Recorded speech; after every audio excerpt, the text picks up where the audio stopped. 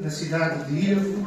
Nesta igreja vemos o crescimento, tantas peripécias surgiram, mas nós vemos que quando Deus está na direção das coisas, nós vemos que as coisas perduram. Por isso te agradecemos o que tens feito na vida do pastor Hermes, sua esposa Irmã Giovana e na igreja, Senhor. Agora é o tempo que nós ouvimos a tua voz através do teu servo. Fala, Senhor, aos nossos corações. O teu Santo Espírito tenha liberdades, esteja já à vontade no nosso meio, Senhor, para que saiamos daqui enriquecidos com a tua santa palavra. Oramos no nome de Jesus. Amém.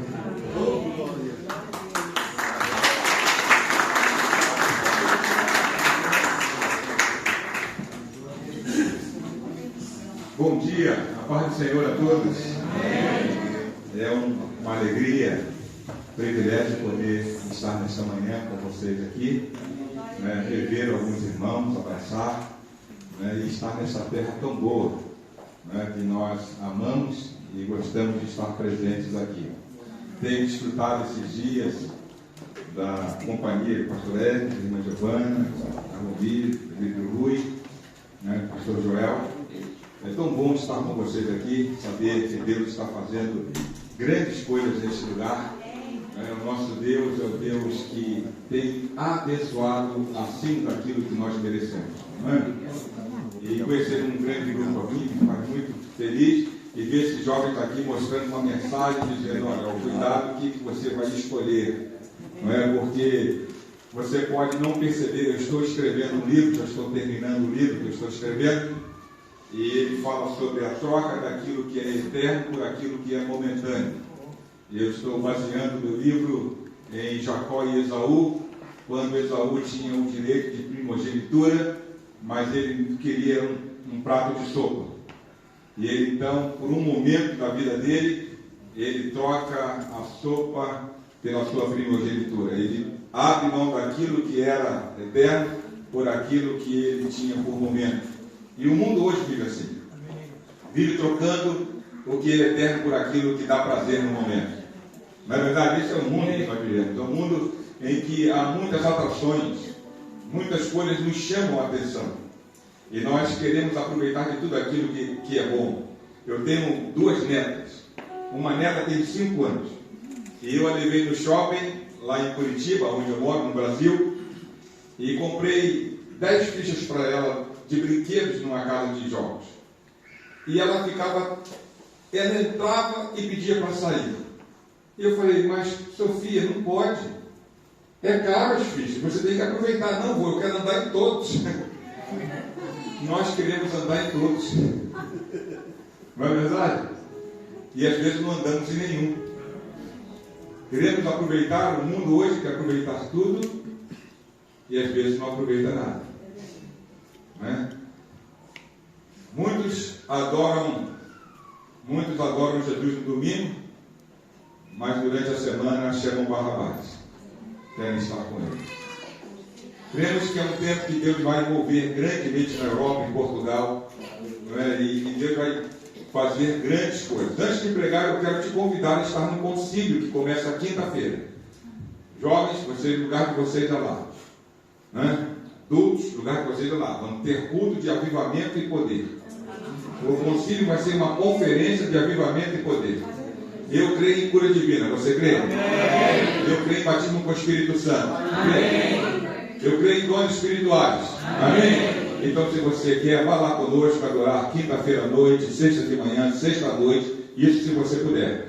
Sábado de manhã, sábado à noite e domingo de manhã, aonde estaremos terminando o nosso concílio e fazendo as nomeações pastorais. Pode ser que, eu acho que o pastor Hermes usou a inteligência.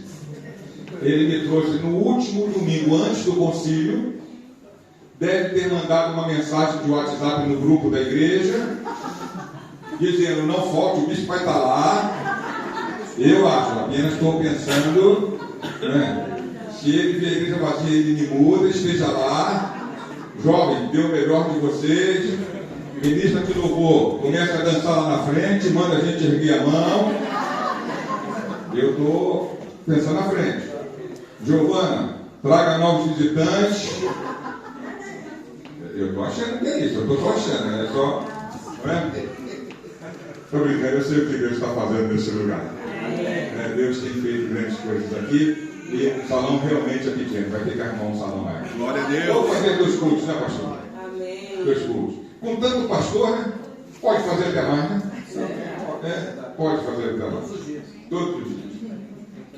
Bem, gente, existem perguntas na nossa vida que às vezes seria bom nós não fazermos. Porque as respostas que nós damos para elas podem nos chocar. Existe uma pergunta que muitas vezes está diante de nós quando temos alguém doente. E nós chegamos ao médico e perguntamos: e aí, qual é a situação desse paciente? Dependendo da resposta que o médico nos der, vamos estar muito abatidos. Porque ele pode falar: olha, a doença é terminal. É um caso sem cura. Esse é um tipo de resposta que nós nunca gostaríamos de ouvir. Existem perguntas que fazemos que também nos assustam. Quando alguém pergunta para você quem você é. Quem você é? Não é? Bem, o pastor aqui, Hermes, me apresentou como o meu nome Joedir. Mas não faria diferença nenhuma se meu nome fosse Mário. Não faria. Eu tenho na família pessoas que me chamam de nome errado.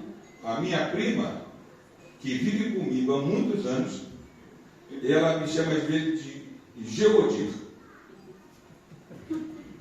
Meu nome é diferente. Às vezes a pessoa no Brasil fala assim, porque o meu nome nem no Brasil ele é comum. Talvez você nunca conheceu no Brasil um Joedir. Eu só conheci um, que eu entrei na internet e vi lá, Joedir, e estava escrito assim, Joedir o verdadeiro.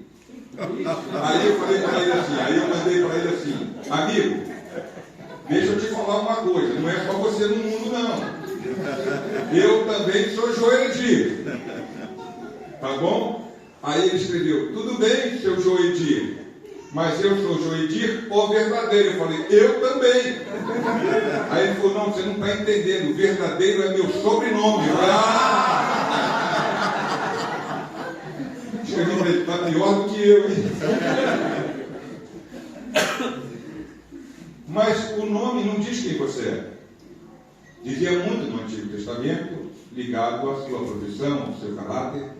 Mas nos dias de hoje, muitos pais escolhem nome por significado, não é? Por beleza. Então, no Brasil, alguns me chamam de Joedir, mas o governo não me conhece como Joedir. O governo me conhece como 690-571-17720. É o meu documento. No Detran, eu sou 033, 28, 27 e 25. Então, o Departamento de Trânsito no Brasil me conhece por número também, que não é o mesmo número que o governo me conhece. As Casas Bahia me conhece como 05-444-1597. E o banco me conhece como 713-8644. Quem sou eu? Eu sou número? Qual desses números eu sou? Não é verdade? Eu fui a um hotel com um vice-presidiário e a moça perguntou, quem é o senhor? Qual é o seu nome? Eu falei para ela, você quer o meu nome artístico ou você quer o meu nome real? Ela olhou para mim assim, pensando que eu era um grande ator. E o bispo não sabia que eu estava brincando, ele olhou como que pensando, será que ele é artista mesmo? E ela falou, o senhor pode dar o nome real. Eu falei, então escreve aí, Joedir. E aí saí, e eu vi que aquela moça ficou me olhando na porta. Eu falei, moça, você quer conhecer meu nome artístico, não quer? Ela falou, quero. Eu falei, é Joedir também, eu só sou um só. Mas quem somos nós? Será que se nós respondêssemos essa pergunta, ela nos abalaria? O que nós temos? Você acha que tem casa? Não paga o imposto para ver se não está na sua casa. Você tem carro? Não paga o imposto anual para você ver se não está na sua casa. do que nós podemos. Existem perguntas que estão sempre diante de nós. O que te torna rico ou pobre? O que te faz rico? E é onde eu vou começar a minha mensagem. Você acha que o dinheiro te faz rico? Eu quero te dizer que não. A moeda forte te faz rico? Não. Porque se a moeda forte te fizesse rico, nos Estados Unidos, na Europa, não teriam pobres.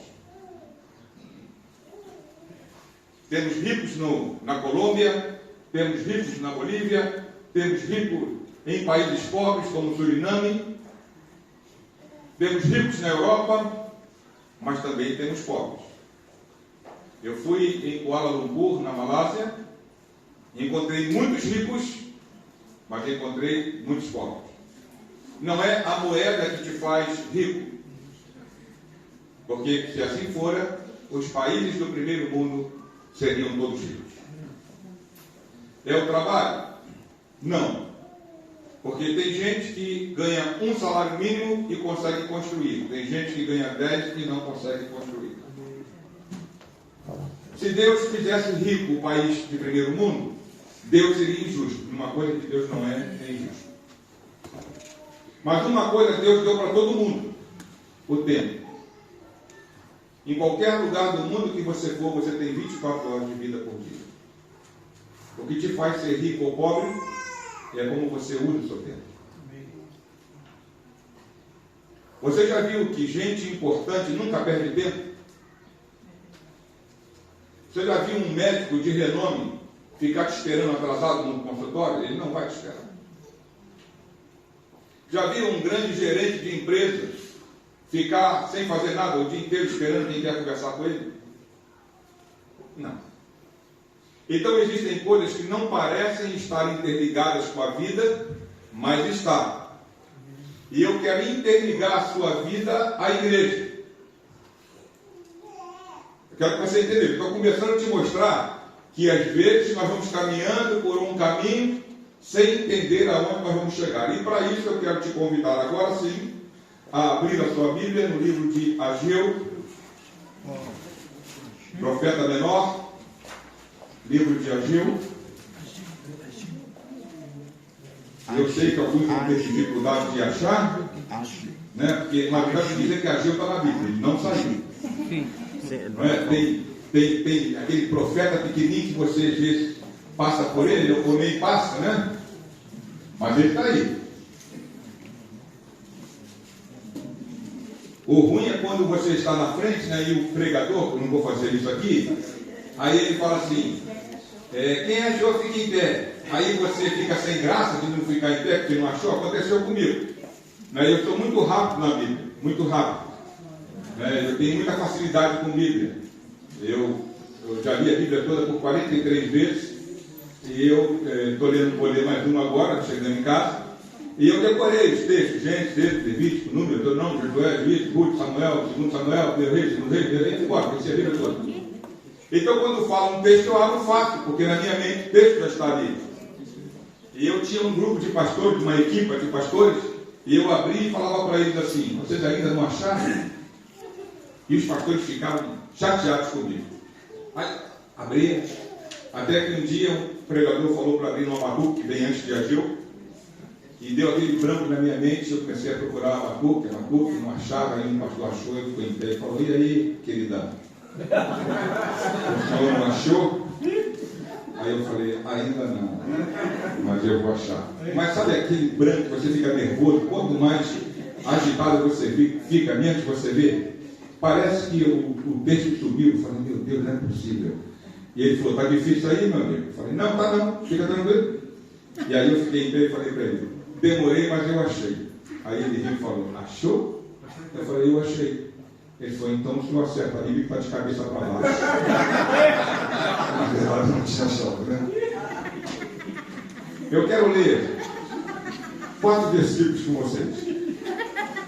Tá bom? 4 versículos. O primeiro versículo que eu quero ler está em Ageu, capítulo 1, versículo 5. 1,5 diz assim: ora, pois assim diz o Senhor dos Exércitos: considerai os vossos caminhos. Amém? Esse é o 5. Vamos ao 1:7. Assim diz o Senhor dos Exércitos: considerai os vossos caminhos.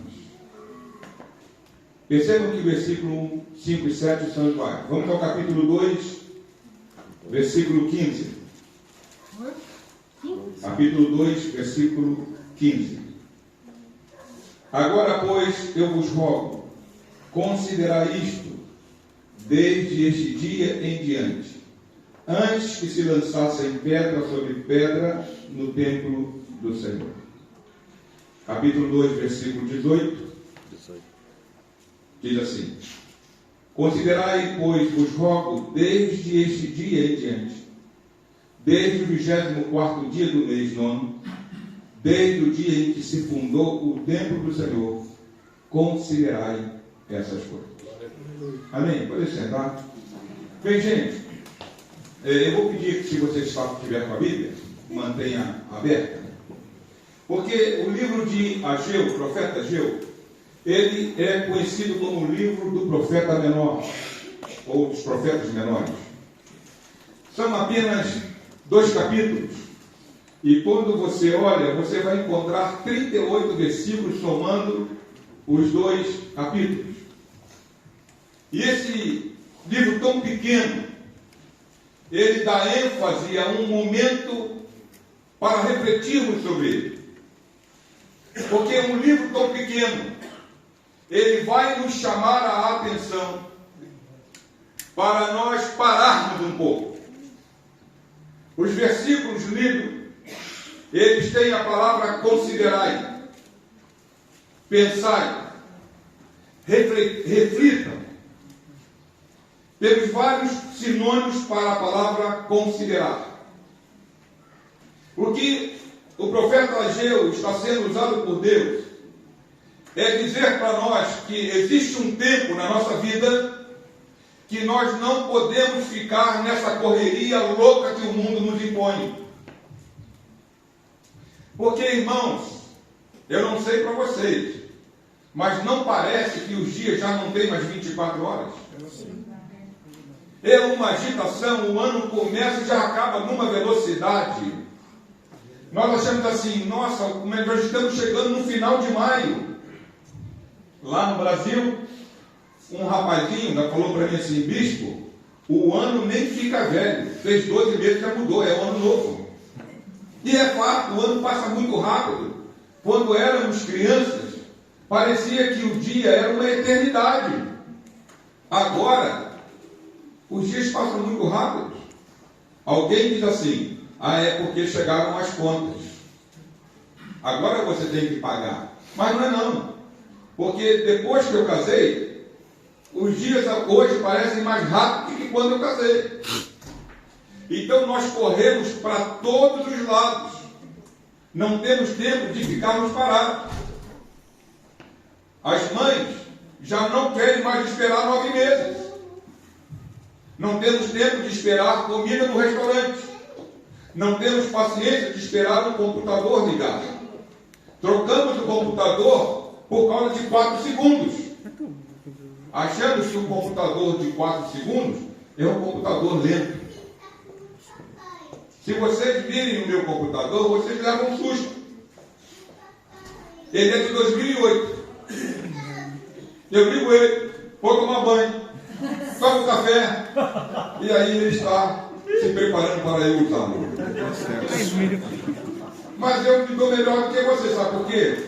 Porque dá tempo de eu fazer algumas coisas antes. Não é? O meu genro fala: meu sogro, como é que o senhor aguenta esse computador? Eu falo: é porque eu faço outras coisas. Mas já viu que você troca de celular só para acessar mais rápido? Queremos carro que corre muito quando não podemos correr? É uma vida agitada, é uma correria. Quem diria quando em 2020 começou a pandemia, eu estava chegando nos Estados Unidos, eu estava no aeroporto em Miami, uma loucura de gente. Quem diria que o mundo ia parar? Se alguém levantasse e dissesse em nome de Deus, eu ia falar com ele: você é profeta do inferno, filho. Vai parar o mundo? Não vai, não tem como, mas parou o mundo. Mas o que Deus está mostrando aqui é que nós precisamos parar e pensarmos sobre a vida. Considerai os vossos caminhos, diz o Senhor. Nós somos especialistas em considerar o caminho dos outros. Nós dizemos assim: se eu fosse ele ou ela, eu não faria dessa forma. Mas e a forma que você está fazendo? Ele faria? O texto é claro. Ele está dizendo: pare e considere o caminho que vocês estão trilhando. Porque às vezes você está trilhando um caminho e você não tem ideia aonde este caminho vai te levar. Há um adágio popular que todo caminho leva a Roma. Mas cuidado que você pode não chegar em Roma. De novo no versículo 7 o Senhor diz: olha, vocês precisam considerar o caminho de vocês. Eu entendo que quando Deus força esta palavra, Ele está querendo com urgência. Deus não quer que você considere daqui a um mês. Deus quer que você considere a partir de agora. Aleluia. Ele fala: cuidado com o caminho em que vocês estão andando, porque Glória aí agora a Deus. eu vou acrescentar. Porque vocês vão culpar ao inimigo aquilo que ele não tem nenhuma participação. Verdade. Porque a escolha é sua. O caminho que você está trilhando é escolha sua. Não foi o que os jovens fizeram aqui? E aí, quando a coisa dá errado lá na frente, o que nós falamos? Que é o inimigo. Aí o Senhor vai, presta atenção. O diabo tem razão. Aqui ele está falando do caminho, do seu caminho. Considerai o vosso caminho. 2 vezes ele diz isso. No capítulo 2, no versículo 15, ele diz para considerar, e ele insere o templo, a igreja. Agora no capítulo 2, versículo 15, ele vai inserir a igreja. E diz assim: agora, pois, eu vos rogo, considerai isto. Novamente agora ele não pede para considerar o caminho. Ele fala para considerar isto. Desde este dia em diante, antes que se lançasse pedra sobre pedra no templo do Senhor. Ele está dizendo da reconstrução do segundo templo. Ele diz: olha, considerai a construção do templo. Comecem a pensar sobre o templo. Ele manda considerar o caminho e manda considerar sobre o templo. Versículo 18, ele começa dizendo considerai e termina dizendo considerai. Considerai, pois vos rogo, desde este dia em diante, desde o 24º dia do mês 9, desde o dia em que se fundou o templo do Senhor, considerai essas coisas. E aqui você vai perceber, nesse versículo de número 18, que ele coloca uma data. Eu gosto de data. É o meu forte. Ele fala. Eu fico apaixonado quando Deus me dá detalhe de data. Ele diz: olha, considerai desde este dia, o dia 9, 24º dia do mês 9. Por que Deus está levando este povo a considerar? Porque esse povo, eles começam a viver uma experiência, que eu quero levar vocês a pensar comigo, que nenhum de nós gostaríamos de levar. Não gostaríamos de ter. E normalmente, quando nós passamos a viver uma experiência negativa, nós achamos que é interferência do inimigo. Porque na cabeça dos cristãos, o Senhor vai sempre nos levar para a parte dos verdejantes. Qualquer coisa que não for pastos verdejantes, nós temos dúvidas de que é Deus que está nos levando. Vou dar um exemplo. Quando vem uma profecia boa para o seu respeito, dificilmente você duvida do profeta e da profecia. Sim, é muito glória. Não é assim? É muito glória. Eis que eu te digo nesta manhã: vou mandar bênção abundante sobre você. Glória. Você é uma maravilha. Glória.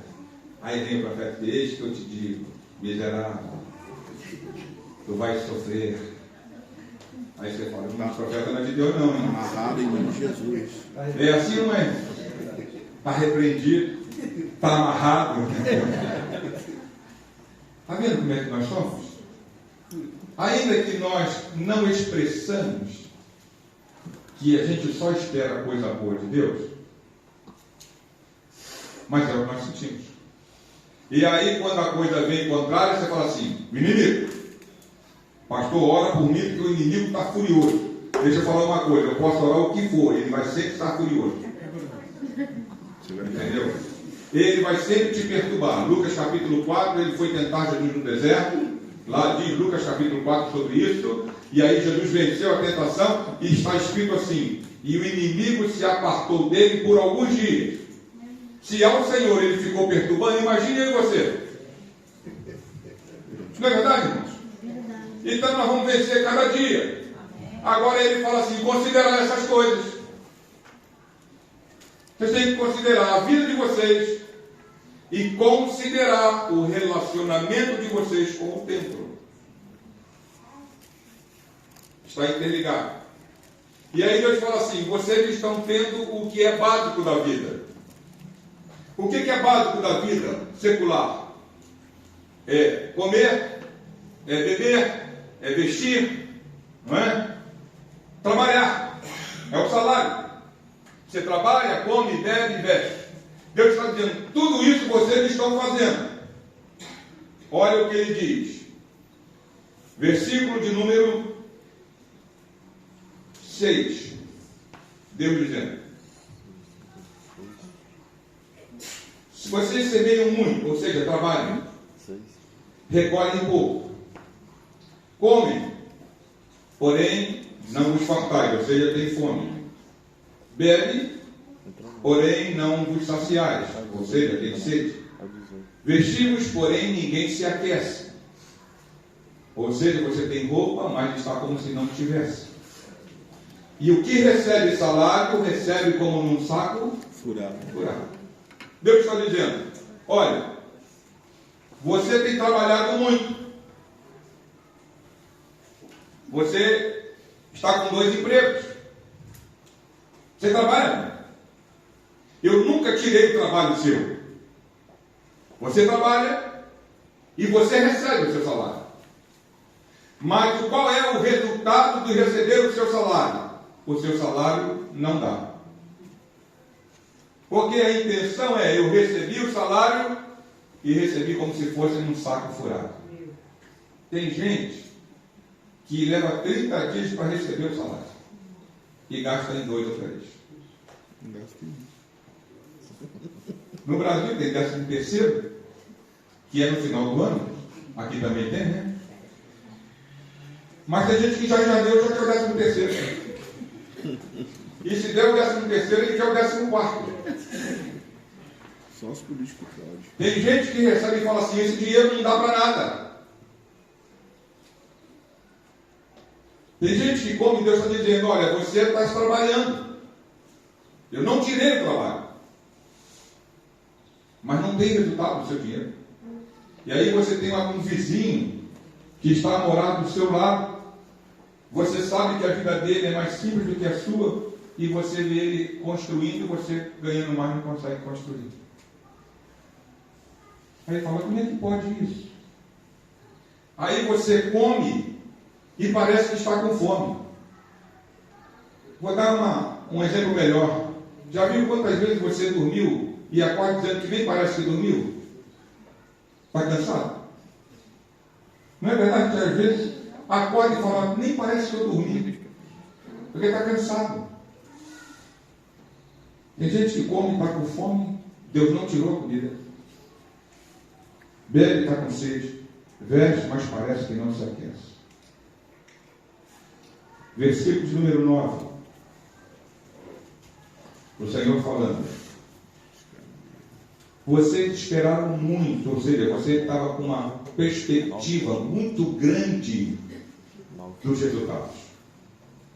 Não é verdade? Vocês esperaram muito, mas eis que veio a ser o quê? Pouco. A perspectiva era de um final de mês abençoado, uma mudança de país que iria te abençoar, e diz assim, mas você está recebendo. Ele continua. Quando trouxeste para casa esse pouco, eu dissipei com um sopro. Presta atenção, não é um inimigo. Você esperava muito, recebeu pouco e levou para casa. Presta atenção nessa cena. Você chega com o seu dinheiro, com aquilo que você achou que seria muito, se tornou pouco. Você já chega triste em casa e ao colocar em casa, Deus assopra. Ele manda embora. E ele fala assim, continua o texto lá. Disse o Senhor dos Exércitos. Ele está dizendo, não foi o inimigo que assoprou. Foi eu. Pare de pensar que o inimigo tem controle. Nunca teve. Porque eu sou o Senhor. Eu tenho controle.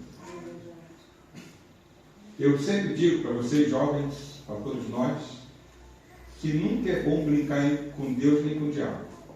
Verdade. Se tem dois seres que nós não podemos brincar, é com Deus e com o diabo. Mas se você não for muito bom na cabeça e desejar brincar com alguém, é melhor brincar com o inimigo. Porque se você brincar com o inimigo e ele for te pegar, você corre para Deus. E Deus te ajuda. Agora, se você brincar com Deus e ele resolver tratar você, você vai correr para quem? Então não é bom você brincar nem com um nem com o outro. Com Deus nem pensar. Aí Deus vai dizer assim para eles, versículo 9 ainda. Por que eu estou fazendo isso? Por que eu estou soprando? Por que vocês estão comendo e não estão se fartando? É por isso que ele fala assim, considerar essas coisas. Porque a vida de vocês é que está continuando. Deus está dizendo. Mas os resultados não vêm. Considerem isso. Será que é o patrão? Será que é a nação? Será que é o trabalho, a tua profissão? Deus diz, pare de culpar os outros. Comece a pensar qual é o caminho que você está trilhando para que você tenha os resultados que você está tendo. Não olhe para ninguém. Olhe para você e para o seu caminho. Porque o que você escolhe, o caminho que você trilha, é a resposta que você vai ter de vida. É isso que ele está falando. Eu nunca vou te obrigar a ir a caminho nenhum. Mas lembre-se, quem planta vento vai colher tempestade. Quem anda por caminho que não deveria, vai colher resultados negativos. E aí ele fala, por que isso está acontecendo? Olha o versículo 9 final. Por causa da minha casa que está deserta, enquanto cada um de vós corre a sua própria casa. Deus está dizendo, sabe o que aconteceu? Vocês estavam trabalhando na minha casa. Vocês estavam trabalhando para que o segundo templo fosse inaugurado. Mas vocês pararam. Porque vocês acharam que a casa de vocês era mais importante do que a minha casa. E aí, sempre tem um que se acha sábio no meio do povo. E esse sábio aconselhou o povo a parar de construir. Olha só. Versículo 2 do capítulo 1. Assim fala o Senhor dos Exércitos, dizendo: este povo diz, não veio ainda o tempo em que a casa do Senhor deve ser edificada. Não foi Deus que falou. Deus está dizendo que dentre eles o povo se levantou e instigou o povo a dizer: é hora de pararmos. Porque não está na hora de fazermos o que estávamos fazendo. Temos que parar. E o povo parou. E o povo correu para a casa deles. E começaram a trabalhar na casa deles. E deixaram a casa de Deus deserta. Quando isso acontece, versículo 1, no segundo ano do rei Dario, capítulo 1, no 6º mês, no primeiro dia do mês, Deus se levanta nesse dia e fala: eu estou vendo o caminho de vocês. E olha, a coisa está apertando para vocês. Porque vocês estão colhendo o que não queriam. Porque alguém entre vocês disse que era tempo de vocês cuidarem da casa de vocês. Preste atenção, é como Deus diz assim: eu estava cuidando da casa de vocês, mas vocês tomaram a casa de vocês aqui, irmãos. E a minha pergunta para você: quem cuida melhor da sua casa, você ou Deus? Com certeza Deus. Você acha que você cuida da sua casa melhor do que Deus? Você acha que você se preocupa com a sua casa mais do que Deus se preocupa com a sua casa? Deus estava cuidando da sua casa enquanto você cuidava da casa dele. Era uma troca mais do que justa. Na verdade, irmãos, a troca do pai com o filho. Vocês já viram algum filho ganhar do pai? Filho é a coisa mais abençoada, mas eles são espertos demais. Filho é assim: pai, se eu tirar 10 na prova, o senhor me dá um PlayStation 5? Aí você fala: se eu tirar 10, você sabe que ele nunca tirou 10. Aí você fala: acho que eu vou falar que sim. Aí você fala: tá bom, se você tirar 10, eu te dou um PlayStation 5. E se você tirar 0? Não fique igual tá. Ele nunca perde nada, ele sempre quer ganhar. Nós somos assim, relacionamento pai e filho. Deus falou: olha, vocês estão cuidando da minha casa, vocês estão trabalhando na minha casa, mas eu cuido da casa de vocês. É uma troca mais do que justa. Mas eles pararam. Então, no segundo ano do rei Dario, no 6º mês, Deus fala: considere o vosso caminho. E aí Deus fala mais: olha, vocês só não estão esperando muito e colhendo pouco, como eu quero garantir para vocês que o resultado não vai vir. Preste atenção no que Deus fala. Deus fala assim para eles: eu vou mostrar que vocês não terão o trabalho de vocês. Ele começa a falar sobre o trabalho das pessoas e ele vai ao versículo 10. Ele fala assim: olha o versículo 10. Por isso, versículo 10 do capítulo 1. Por isso retém os céus sobre vós. Deus fechou o céu. Você está comendo, não está, continua com fome, está bebendo, está com sede, está vestindo, está com frio, está recebendo salário como um saco furado, mas está trabalhando muito. Aí você está achando que vai cair o orvalho do céu. Deus fecha o céu. Você pode fazer o que for, o céu está fechado. Não contente com isso, o versículo diz que ele faz o que para a terra? Terra detém os seus frutos. O que Deus faz? Deus fecha em cima e Deus fecha embaixo. Está vendo? Ele fecha aqui e fecha aqui. Nós sabemos que o que Deus fecha, ninguém pode abrir. E o que Ele abre, ninguém pode fechar. Preste atenção, a Bíblia nunca diz que o que Ele abriu vai ficar aberto para toda a vida. Porque a sua escolha vai determinar se Deus abre ou fecha. Porque o que Ele fechou, Ele pode abrir. E o que Ele abriu, Ele pode fechar. Mas é só Ele. E Ele diz assim, ó: por isso eu virei para o céu e disse: não mande mais orvalho sobre a terra. Fechou. Virei para a terra e falei: não mande orvalho, não dê fruto mais. A terra parou. Aí, como que dizendo para nós: façam o que quiserem fazer, não terão resultado. Porque vocês fizeram uma única escolha: e escolheram cuidar do que era de vocês do que de cuidar do que era meu. Está vendo como é que é a escolha? Aí nós poderíamos pensar que era inimigo. Porque trabalhamos. Aí nós começamos a comparar. Ele nem é crente, ele é ímpio, e prospera e eu não. Isso não acontece aqui, é só lá no Brasil. Ele fecha-se. E aí ele fala o seguinte, mas eu posso abrir. Eu posso abrir. Ainda no capítulo 1, versículo de número 8, ele diz, subi ao monte, trazei madeira e edificai a casa, e dela me agradarei. Preste atenção. Subi ao monte, trazei madeira, edificai a casa, e dela me agradarei, e serei glorificado, diz o Senhor. Aleluia. Deus falou, eu posso mudar todo esse quadro. O que é que vocês têm que fazer para que eu mude o quadro? Comece a trabalhar. Volte a se interessar pelo que é meu.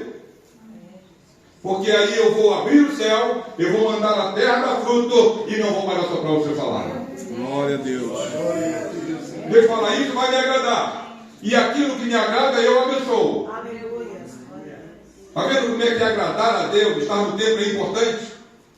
Ele fala, olha, se vocês me agradarem com as suas atitudes, porque eu nunca mandei vocês pararem. Um povo se levantou e disse, não é tempo, mas eu digo que é tempo. Porque ainda eu sou o dono do tempo. O homem hoje quer viver ao seu bel prazer. Ele acha que o tempo é dele. E me perdoe, você não é dono do seu tempo. Deus nunca quis ficar longe do seu tempo. Você, como diz no Brasil, você não é dono do seu nariz. Deus continua sendo teu Deus. Aleluia. E Deus quer controlar a sua vida como Ele sempre controla. Glória a Deus. Eis-me aqui, Senhor. Aí o que acontece? Eles começaram a obra. Porque eles queriam o céu aberto. Queriam a terra dando fruto. E eles então começaram a obra. Olha o versículo 14, o final do versículo 14. Diz assim, no finalzinho só do versículo 14. E o espírito de todo o restante do povo. E eles vieram e fizeram a obra na casa do Senhor dos Exércitos, seu Deus, ao 24º dia do 6º mês, no 2º ano do rei Dario. Como eu gosto de data, Deus falou lá em cima a data, e ele fala aqui embaixo a data. Eles levaram 23 dias para entender essa palavra. Às vezes eu fico pensando, mas que gente teimosa, né? Vivendo aperto financeiro, tudo, e ainda demora 23 dias. Tem gente que nem com Deus falando ele consegue entender. Eu fico com raiva de Faraó, ainda bem que ele já não está mais aí. Dormindo com rã. Manda chamar Moisés, ora teu Deus para tirar rã. Quando você quer que tire? Amanhã. Vai dormir com rã o quê, meu irmão? Que misericórdia. O cara cheio de rã na cama dele, ainda vai passar mais de uma noite com rã. Tem crente que é assim. Tem a oportunidade de mudar a história hoje, mas vai pensar. Eles levaram 23 dias. Passaram-se 21 dias, entrando no capítulo 2. No 7º mês, versículo 1, 21º dia do mês, veio a palavra do Senhor por intermédio do profeta Ageu. De novo Deus falou, a data está aí novamente. Eles pararam. Eles começaram e pararam. Você conhece alguém que começa e para? Ele nem balançar a cabeça. Mesmo sendo bom, ele começa e para. Eles começaram e pararam. Parece que o povo queria viver aquele momento que estava vivendo. E aí o Senhor vai falar, considerai o caminho de vocês. Como Deus sabe tudo, Deus resolve fazer algumas perguntas e Ele mesmo responde. Capítulo 2, versículo 3. 2, 3. Quem há entre vós que, tendo ficado, viu esta casa na sua primeira glória? Primeira pergunta de Deus. Preste atenção que eu vou falar aqui agora. Quando você olha esse texto, eu já falei para vocês que eu gosto de data. Quando Deus fala isso aqui, Deus está falando para quem tem mais de 80 anos. Porque o primeiro templo já tinha passado. Aí Deus fala assim: quem viu o primeiro templo construído por Salomão? Pergunta é essa. Segunda pergunta do Senhor nesse versículo: e como haver agora? Presta atenção. O que Deus está falando? Existe um problema aí. É o problema da comparação. Vocês estão olhando para o templo antigo que foi feito por Salomão, presta atenção. E agora estão olhando para esse templo e pararam, porque vocês estão, na mente de vocês que viram o primeiro templo, vocês estão achando que não é nada. Porque nós, seres humanos, temos o problema da comparação. Se para um carro Mercedes-Benz aqui na frente, eu acho que não tem muito. Se para um Fiat Panda, tadinho dele. Não é assim? Para um Fusca. Nós comparamos. E a comparação nos faz andar para trás. Alguns falam assim: a igreja Wesleyana de 67. Em 67, Deus nos levantou, 5 de janeiro, o dia chegou, mas já passou. Você não vai encontrar no Mercado Livre o dia de ontem para comprar. Passou. Esquecendo das coisas que para trás ficam, prossigo para o alto, para o prêmio da soberana vocação de Deus, que está em Cristo Jesus, o nosso Senhor. Glória a Deus. Olha o que Deus fala para eles, continuando. Pode passar? Não é esta como nada diante dos vossos olhos, comparada com aquela? Olha o problema da comparação. Vocês pararam, sabe por quê? Porque acreditavam muito mais no tempo de Salomão do que no meu. Aonde vamos ver a influência dos antigos sobre os novos? Abra sua Bíblia lá no livro de Esdras, capítulo 3, Antigo Testamento ainda. Vou te dar uma ajuda depois de 2 Crônicas, capítulo 3. Já estou caminhando para o fim da mensagem. Essas 3. Deixa eu te situar enquanto você está indo para Esdras.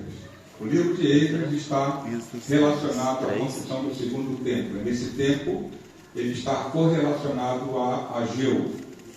Então, o que está acontecendo em Esdras, nós estamos lendo em Ageu ao mesmo tempo. É o mesmo tempo de um e de outro, com um completando o outro. Acharam? Livro de Esdras, capítulo 3, versículo 10, versículo de número 10. Acharam aí? Aí, Esdras 3, 10. Esdras 3, alguns Esdras, outros Esdras 3, 10. Acharam, irmãos?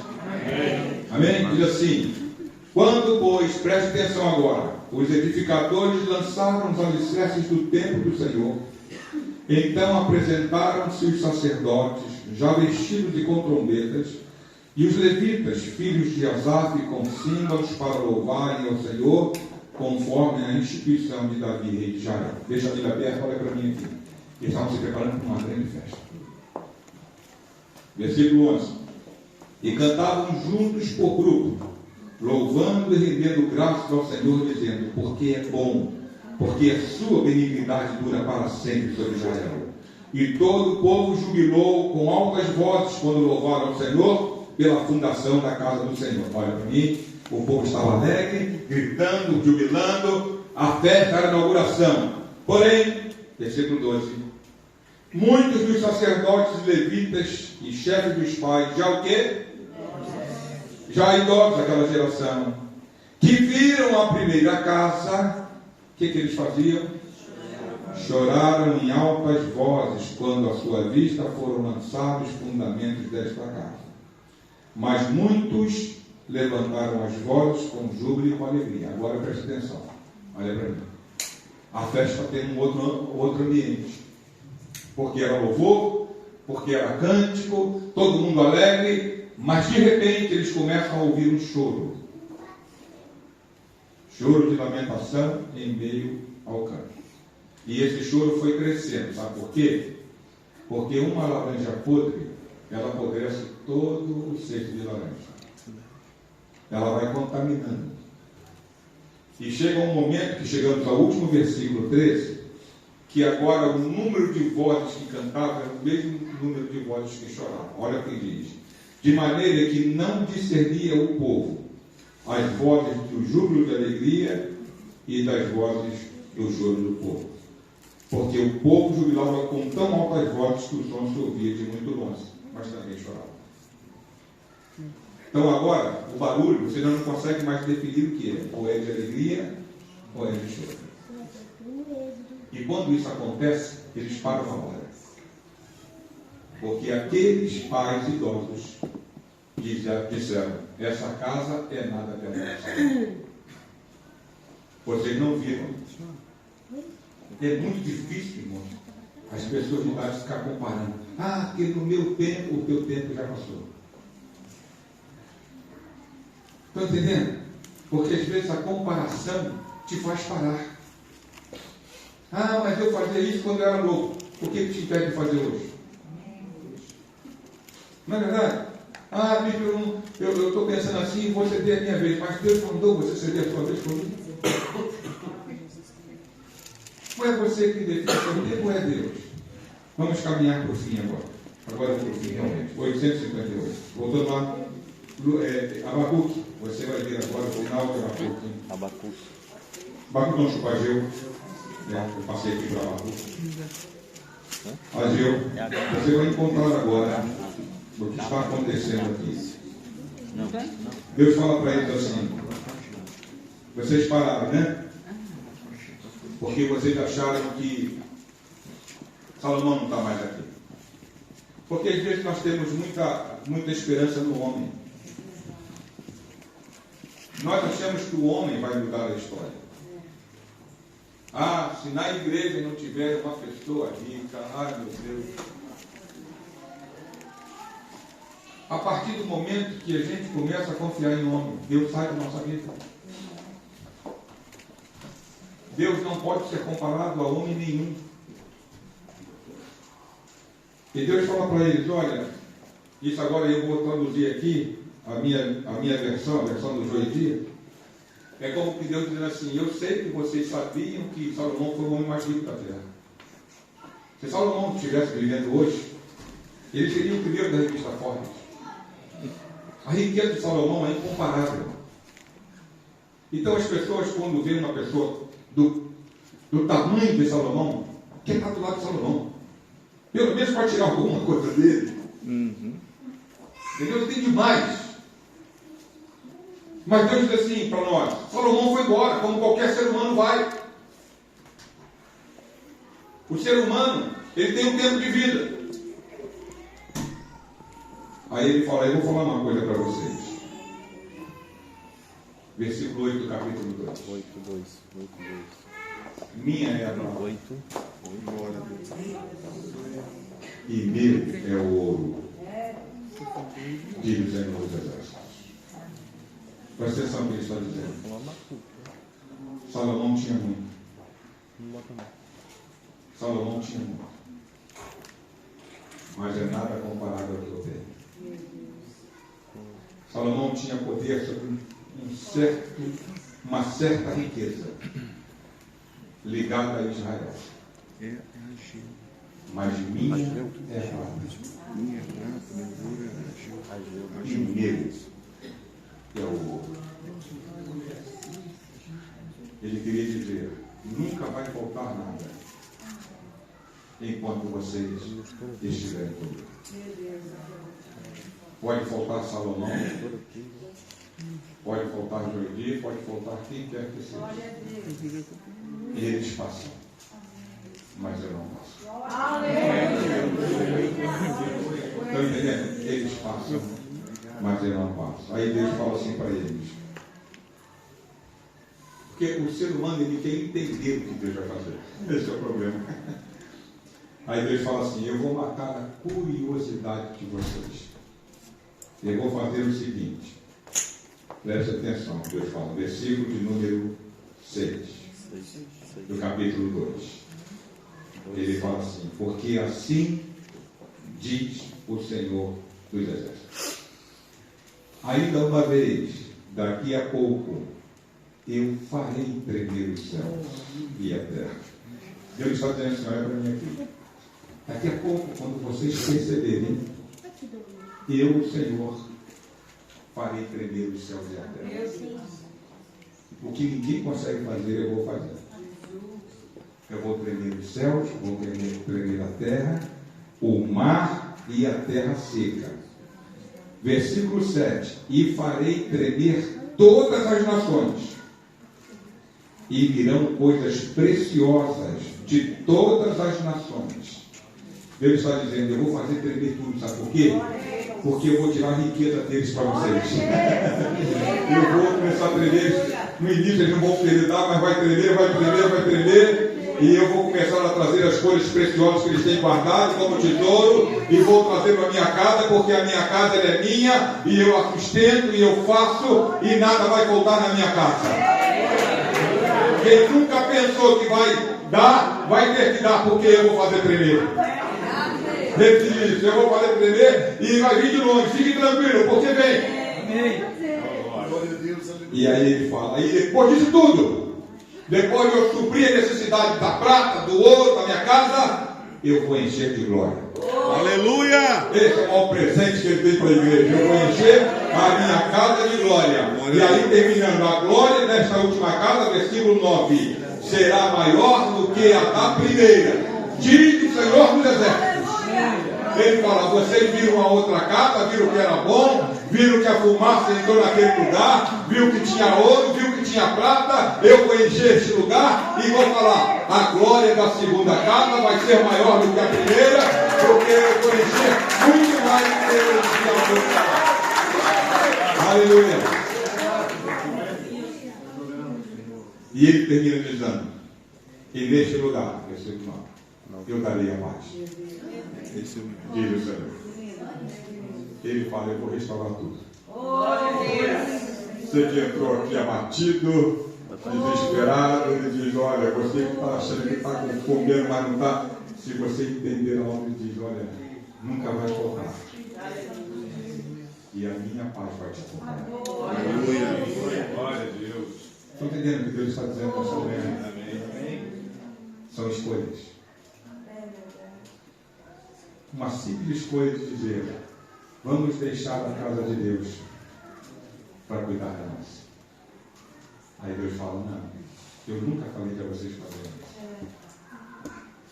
Se vocês andarem debaixo da minha palavra, a minha bênção os acompanhará. Aleluia!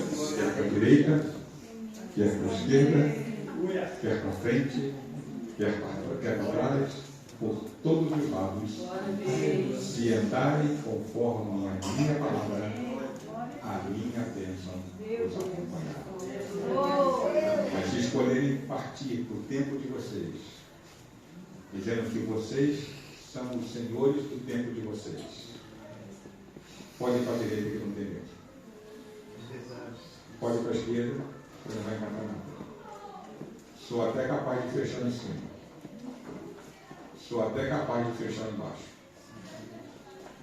Porque eu quero que você entenda, diz o Senhor, que eu ainda quero ser o teu Deus. Eu ainda me preocupo com a minha casa. Eu ainda me preocupo com o meu povo. Fiquemos em pé, eu quero orar por você nesta manhã.